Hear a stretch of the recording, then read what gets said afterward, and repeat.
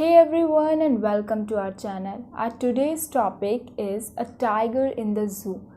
ये आपकी पोएम है फर्स्ट फ्लाइट बुक से और इसके जो पोइट हैं वो है लेस्ली नॉरिस, जो कि 21 मई 1921 में बॉर्न हुए थे यूनाइटेड किंगडम में।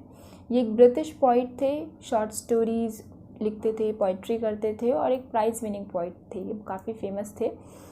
सो let's move to the poem a tiger in the zoo. इस पोएम में बेसिकली कंपैरिजन दिखाया गया है कि एक जो टाइगर है वो फॉरेस्ट में अगर रहता तो वो कैसा फील करता, और अगर वो सेम टाइगर एक कॉन्क्रीट सेल के अंदर अपने आप को कैसा फील कर रहा है। यानी कि एक ज़ू के टाइगर को एक फॉरेस्ट टाइगर के साथ कंपेयर किया गया है।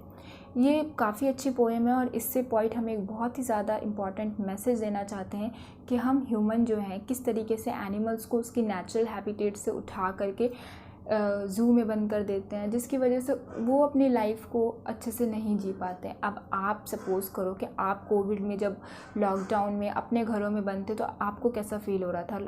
सेम उसी तरह एनिमल्स भी हैं, उनको भी वैसा ही फील होता है। उनको भी ख़राब लगता है कि वे एक कॉन्क्रीट सेल के अंदर जहाँ पे वो सिर्फ कुछ ही कदम चल सकते हैं वहीं पे मूव करते रहते हैं, जबकि एक टाइगर कितना स्ट्रेंथ वाला होता है, कितना स्ट्रांग होता है, वो कितनी ज़्यादा वो उसको हंटिंग करनी चाहिए थी, लेकिन वो एट दैट टाइम क्या होता है, एक कॉन्क्रीट सेल में अपने आप को हेल्पलेस फील करता है।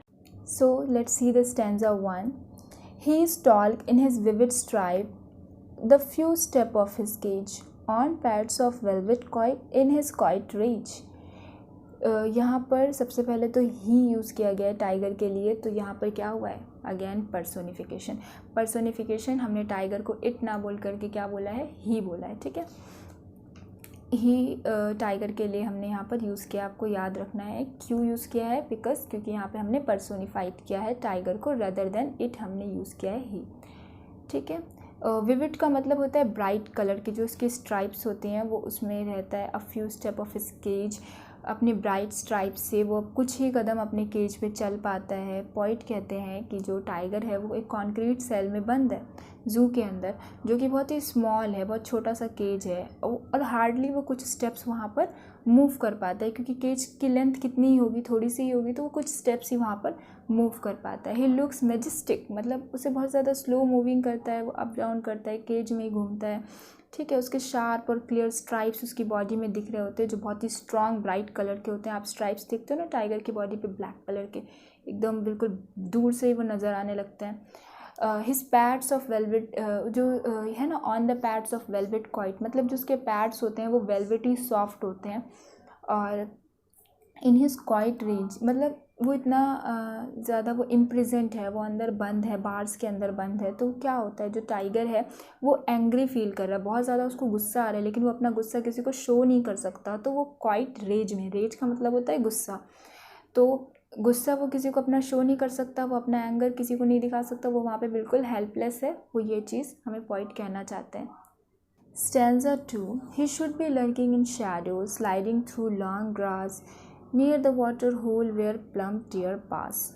Stanza 2 में पॉइंट ये कहना चाहते हैं कि इस टाइगर को क्या होना चाहिए था, छुपा होना चाहिए था शैडोज़ में, जो ट्री के शैडोज़ होती है उसमें इसको छुपा रहना चाहिए था। लर्किंग मतलब होता है हाइड करना खुद को।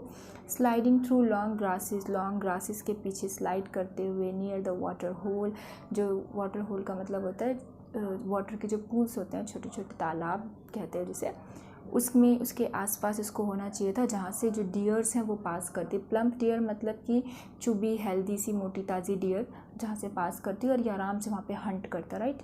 तो इसमें जब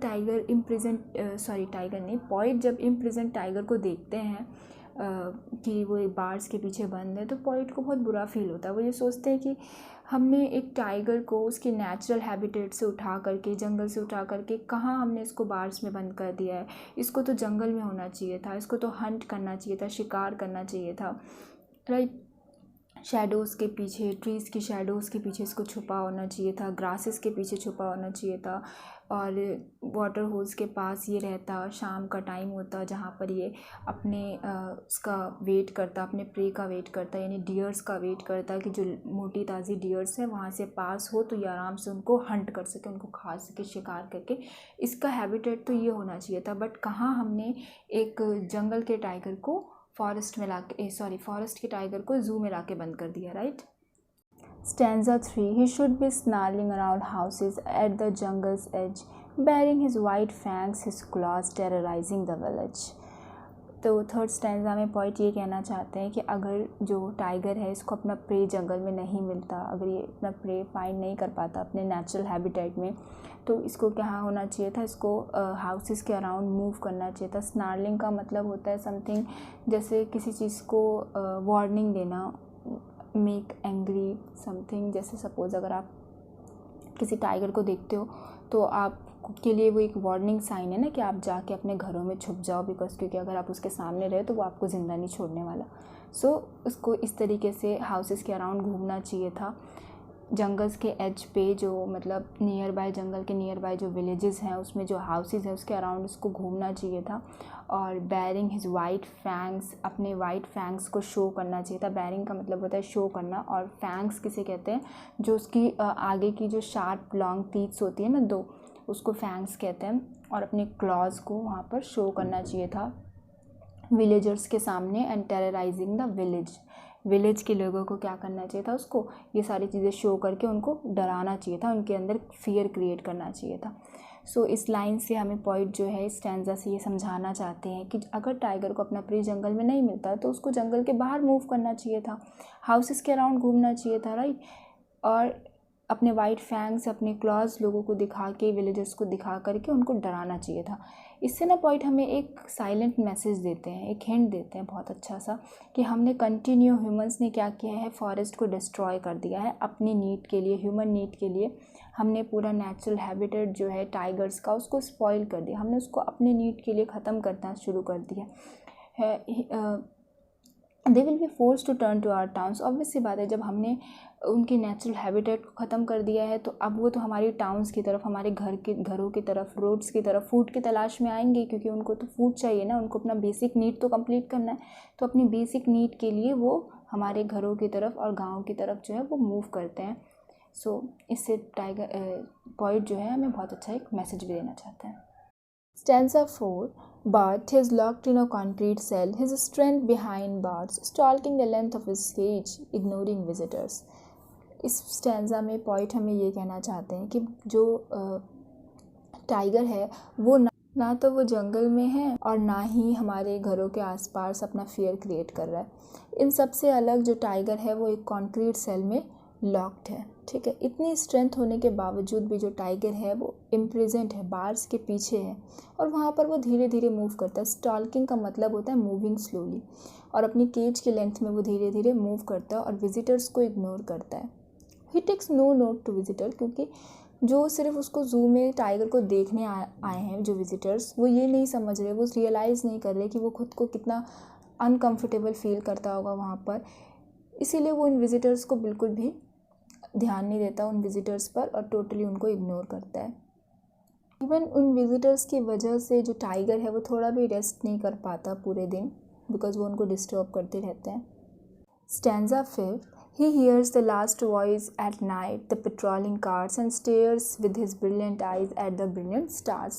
वो अपनी लास्ट वॉइस, जब सारे विजिटर्स चले जाते हैं तो वो लास्ट वॉइस किसकी सुनता है, पेट्रोलिंग कार्स की। कार्स चलती हैं तो थोड़ा उससे भी वॉइस आता है, ठीक है। तो पेट्रोलिंग का मतलब होता है रेगुलर चेकअप किसी चीज़ की सेफ्टी का, कि ये चीज़ सेफ़ है या नहीं है। तो कार्स जो है वहाँ पर ज़ू में चेकअप करने के लिए आती है कि जो ज़ू है उसमें सारे एनिमल्स प्रोटेक्टेड हैं, सब सेफ्टी है या नहीं है। तो उसके बाद उसकी वजह से भी, उसकी नॉइज़ की वजह से भी वो डिस्टर्ब रहता है, वो रात में भी डिस्टर्ब रहता है पेट्रोलिंग कार्स की वजह से। उसकी वजह से वो अपना सारा जो होप है वो खो देता है। बट व्हेन, जब वो स्टार्स की तरफ देखता है, ब्रिलियंट स्टार्स को ब्रिलियंट आइज़ के साथ यहाँ पे कनेक्ट किया गया है, अपनी आइज़ से जब वो स्टार्स को देखता है तो उसके अंदर एक होप आता है, उसको थोड़ा सा उम्मीद लगता है कि हाँ, he would be able to run free in the forest and live in this natural habitat. उसको लगता है कि हाँ, वो एक दिन उसको भी फॉरेस्ट में मूव करने को मिलेगा, शायद वहाँ पर वो एक दिन ये इस कैद से बाहर निकल पाएगा। बहुत अच्छी सी पोएम थी। See the conclusion of the poem. In this poem, the poet is conveying an important message that wild animals should be in their natural habitat. तो इस पोएम से, इस कंट्रास्ट से, टाइगर की फीलिंग से, ज़ू की और फॉरेस्ट की चीज़ों को आपस में कंट्रास्ट करके, कंपेयर करके जो पॉइट है वो हमें सिर्फ ये इम्पॉर्टेंट मैसेज देना चाहते हैं कि जो वाइल्ड एनिमल्स हैं उनको उनके नेचुरल हैबिटेट में ही रखना हमारे लिए और उनके लिए बेहतर है. Okay, let's see some important question. So question number 1 is Leslie Norris has described some of the activities of the tiger behind the bar of its cage. Write them. Leslie Norris ने कुछ activities बताई थी tigers की जो अपने cage के अंदर करता है. वो एक्टिविटीज़ आपको लिखनी है. So your answer is some of the activities of tiger behind the bar of his cage includes stalking along the length of the cage, cage के लेंथ में घूमना, इग्नोरिंग विजिटर्स, विजिटर्स को इग्नोर करना, hearing patrolling cars, patrolling cars की जो sound होती है उसको सुनना, and staring at the brilliant star shining in the sky, और जो ब्रिलियंट स्टार स्काई में शाइन कर रही है उनको स्टेयर करना, उनको घूरना. ठीक है. Number 2 is describe the tiger in the cage. Cage में टाइगर को डिस्क्राइब करना है आपको. So answer is tiger in the cage is just a diminish form of his original self. वो अपनी ओरिजिनल सेल्फ से जो है वहाँ पर डिमिनिश फॉर्म में है, मतलब कम है. Because he paces up down in the cage restlessly. ये सिर्फ केज में ही ऊपर नीचे घूम रहा है बहुत ही बेसब्री से. And he is confined in narrow cell and keeps staring the stars as if longing for freedom.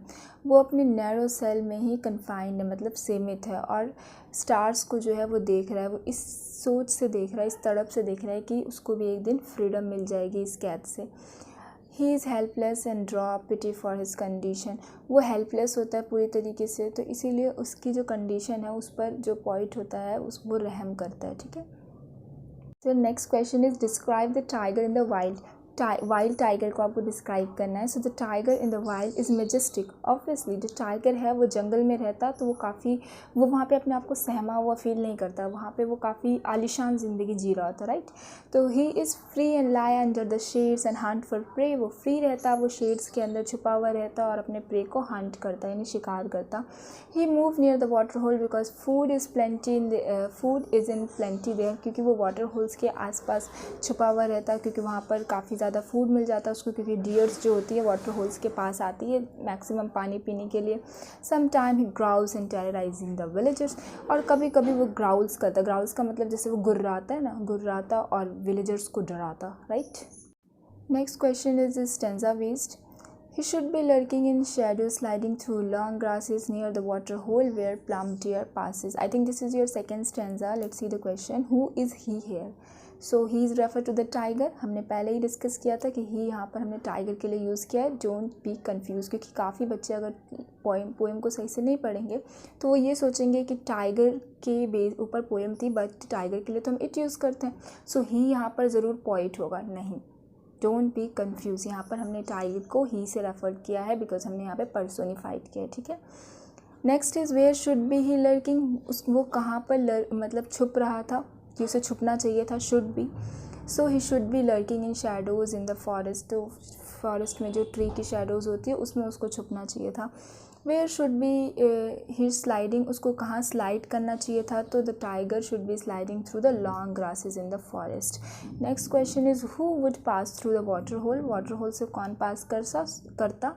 So the plum deer would passes through the water hole. Water hole से जो प्लम डियर है वो pass करती.